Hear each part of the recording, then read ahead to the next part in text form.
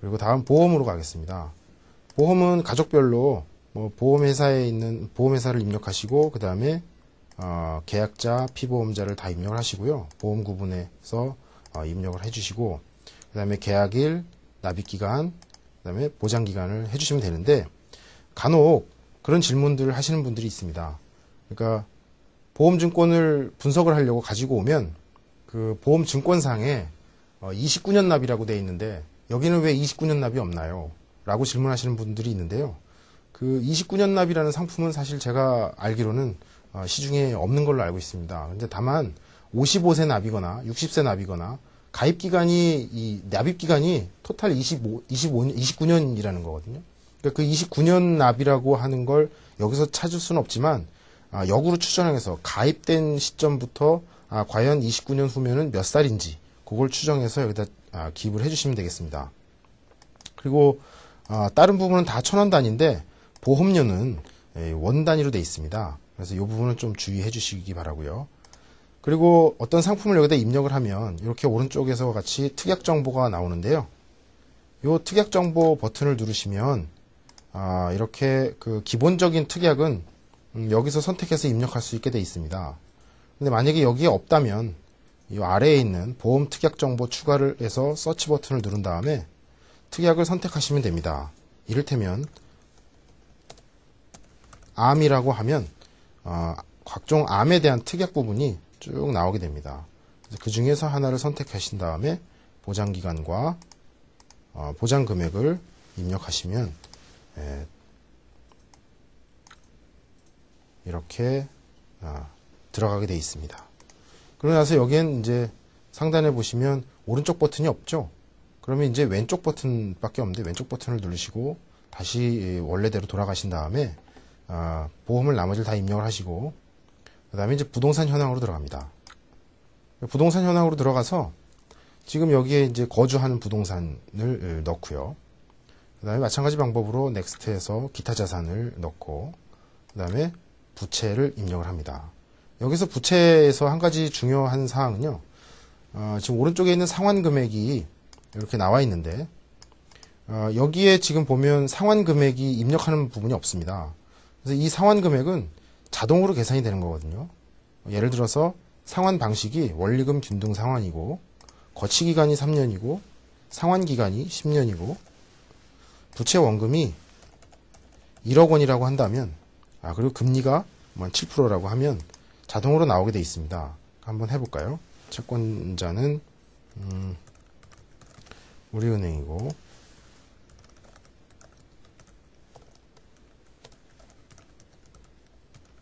대출 그다음에 차입일은 2009년 0101 1월부터 해서 확인 버튼을 누르시면 이게 지금 이름이 같은 게 있어서 지금 그게 반영이 안 되는데요. 다시 한번 해보겠습니다.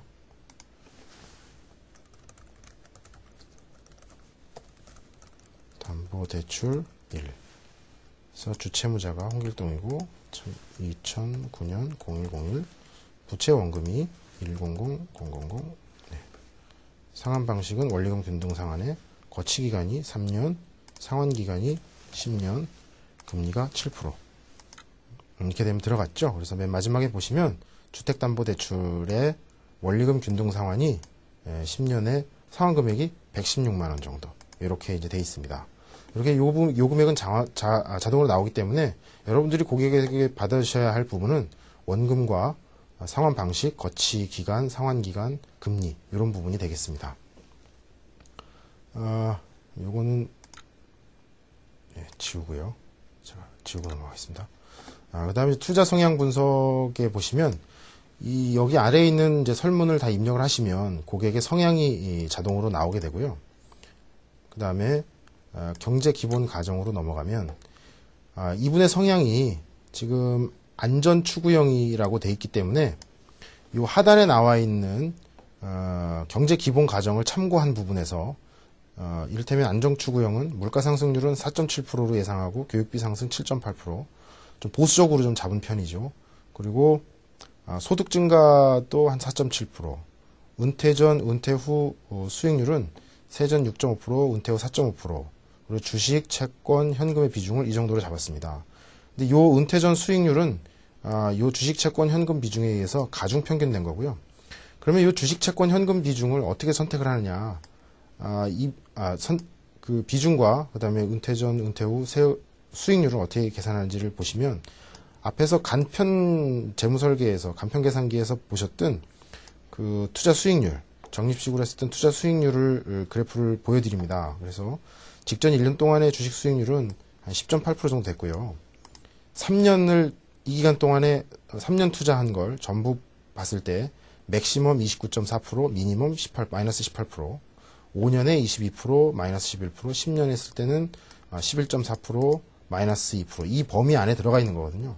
그래서 여기에서 적절한 그 주식 수익률은 여기서 선택을 할 수가 있습니다. 물론 여기에 나오는 글들은 전부 초기화를 하시면 나오는 내용들입니다.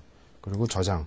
아마 이 이후에 나와 있는 대부분의 시트에서는요, 프로그램에선 초기화 버튼, 저장 버튼이 반드시 나오게 됩니다. 대부분 나오는데, 그 초기화 저장 버튼을 잘 누르시면, 특별히 선택하는 부분이 없이 충분히 가능하고요. 만약에 고치신다면, 이를테면 주식 수익률을 한 10%로 잡겠다. 그러면 여기 은퇴 전 수익률이 5.95%로 낮아지죠. 주식 수익률이 낮아지기 때문에 주식 비중, 채권 비중, 현금 비중의 가중 평균된 부분이 낮아지는 거거든요. 이렇게 해서 여러분들이 선택을 하시면 됩니다. 그게 잘못됐다고 생각하면 다시 초기화 시키면 원래대로 복귀가 됩니다. 그 다음에 이제 현금 흐름표를 가겠습니다. 현금 흐름표도 지금 앞에서 입력하신 부분에서 자동으로 나오는데요. 한 가지 주의할 사항이 여기에 지금 고정지출 부분에 저축, 연금, 보험, 부채 상환 이 부분, 이 네 가지 부분은요. 앞에서 그 여러분들이 입력한 왼쪽 메뉴를 잠깐 보시면 여기에 이제 금융자산이나 연금, 보험, 부동산, 기타 자산에 입력하시고 부채 자산까지 다 입력하신 부분에 들어가거든요. 그렇기 때문에 저축이나 연금, 보험, 부채 상환에 대한 부분은 지출 정보에 또 입력을 하시면 2번 입력하시게 되는 겁니다. 그래서 그 부분은 좀 주의해 주시고요. 그 부분은 지출해서 빼주시면 되겠습니다. 입력하시지 마시고 여기다 기입하시면 자동으로 나온다는 거 꼭 기억해 두시기 바랍니다. 그럼 이제는 이 현금 흐름표를 보고 재무 분석을 해야 되는데요. 재무 분석 그래프가 이렇게 자동으로 나옵니다.